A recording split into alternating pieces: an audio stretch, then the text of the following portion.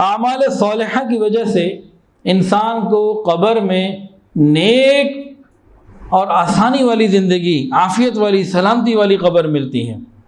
हदीस के अंदर आता है, मरने वाला जब कब्र में जाता है तो नेक आदमी अपनी कब्र में बैठ जाता है, ना उसे कोई खौफ होता है, ना दिल परेशान होता है। मैं बड़ा हैरान होता हूँ उन लोगों के ऊपर जो हमारी ज़ुबानों से निकले हुए एक एक हरफ के ऊपर नज़र रखते हैं।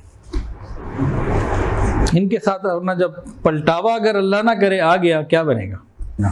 फिर एक जगह मैंने बयान किया एक दफ़ा, जो आजकल के हालात हैं ना, हमारे सियासी हालात, हमने सियासी इख्तिलाफात को ज़ातियात बना लिया, मुल्क का सोच ही नहीं रहे, अपनी अपनी पार्टी का सोच रहे। पाकिस्तान का कौन सोच रहा है?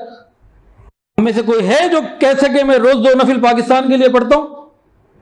घंटों बहस करा लो, मुल्क के लिए रब से दुआ मांगता हूं 5 मिनट, कोई है ऐसा? हम मुहब्बे वतन, सियासत पे घंटों बहस करा लो।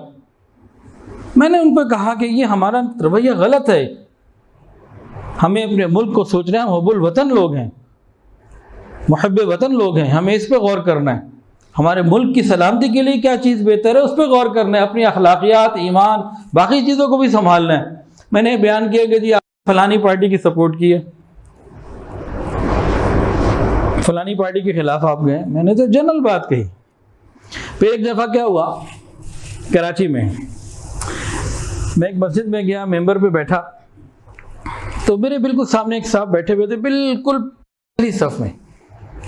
तो वो उठ के चले गए। मुझे फ़ौरन तो इदराक नहीं हुआ, जुम्मे के बाद जब वो मुझसे मिलने आए तब मुझे पूरा इदराक हुआ कि हाँ ऐसा हुआ था।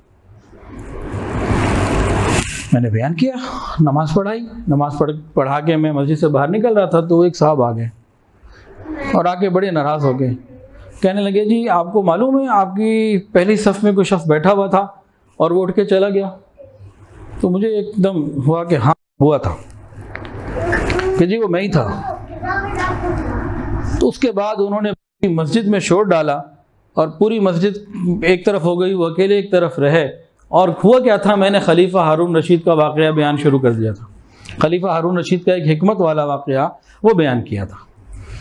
वो नाराज़ हो गए, कहने लगे मेंबर आपको मिला है कुरान और हदीस बयान करने के लिए, खलीफा हारून रशीद का वाक़या आपने कैसे बयान कर दिया? आपने वो शुरू किया और मैं चला गया।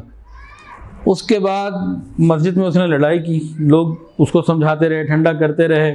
उसने मेरा नंबर लिया, फिर लाहौर वो मुझे बार बार फ़ोन करता रहा और फिर आखिर में तय ये हुआ, उसका क्लेम ये था कि मैंने उसका वक्त ज़ाया किया है, क़यामत के दिन वो क़यामत के दिन वो मेरे ऊपर मुकदमा करेगा और अपने वक्त का हिसाब लेगा। मैंने कहा भाई अल्लाह मुझे माफ़ फरमाए, मेरी वहाँ पे कोई ऐसी पता नहीं मेरी अपनी क्या हालत होगी, लेकिन बहरहाल हमने अपने बड़ों से वाक़यात सुने हैं, उलमा बयान करते हैं, मैंने वो बयान किया है, तो इसलिए मैंने आपका बताया नहीं किया। फिर बड़ी जान छूटी। और इसी तरह कहीं भी हम बात करते हैं तो एक एक हरफ के ऊपर जो है ना वो पकड़ होती है, ये ऐसे क्यों कह दिया तो वो वैसे क्यों कह दिया। तो मुझे खौफ आता है उन लोगों के ऊपर जो उलमा की एक एक हरकत को, एक एक लफ्ज़ को, एक एक जुमले को, एक एक बात को पकड़ के पॉइंट आउट करते हैं, उस पर तबसरे करते हैं, उसको अपनी मजलिस की जीनत बनाते हैं, उस पर एतराज़ करते हैं। क़यामत के दिन इनका अपना क्या बनेगा रब के हुजूर जब ये खड़े होंगे।